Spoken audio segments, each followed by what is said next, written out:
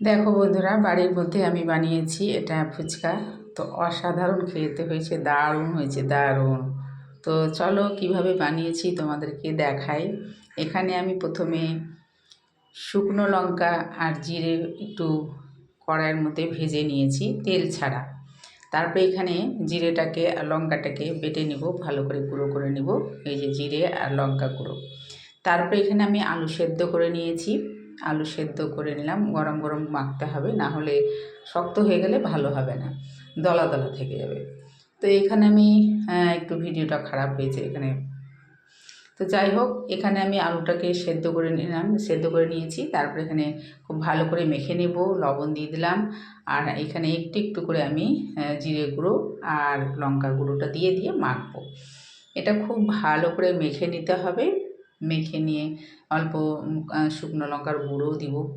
আর মানে ঝাল যেন হয়, একটু ঝাল ঝাল হলে খেতে ভালো লাগে। একদমই দোকানের মতন হয়েছে। তো আলুটাকে খুব সুন্দর করে মাখা হয়ে গেল, লঙ্কা টঙ্কা দিয়ে মেখে নিয়েছি। এদিকে আমি জলটাকে বানিয়ে নিব। জলের মধ্যে দিয়ে দিব লবণ। লবণটা খুব ভালো করে গুলিয়ে নিব। তার মধ্যে এখানে দিয়ে দিব, এখানে এটা আছে জলজিরা। জলজিরাটা আমি 2 প্যাকেট দিয়েছি, 2 প্যাকেট দিয়ে দিলাম। খুব ভালো করে এটাকে গুলিয়ে নিব।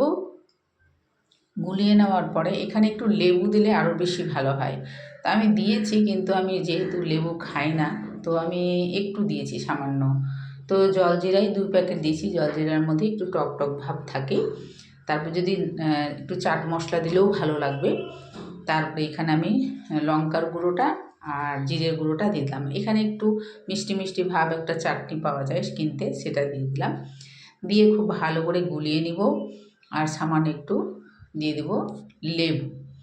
এখানে লেবু, এই যে লেবু গেলে দিলাম, সামান্য একটু দিয়েছি, একটা মানে একটা ফাঁক দিয়েছি।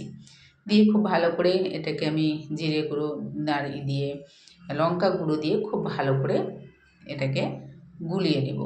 খেতে এত সুন্দর হয়েছে যে কি বলবো, একদম দোকানের মতন হয়েছে। তো দোকানেরগুলো তো মনে করো তেঁতুলের টক দেয়, তো তেঁতুলের এটা আমি লঙ্কা গুঁড়ো দিলাম আর দিয়ে খুব ভালো করে গুলিয়ে নেব।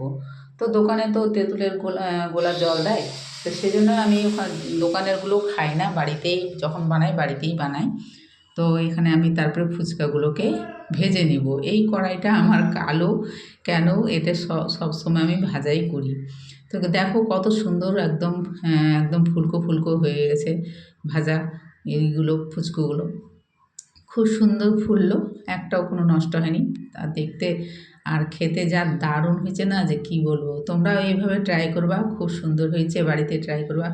আর যদি ভালো লেগে থাকে লাইক শেয়ার কমেন্ট করবে।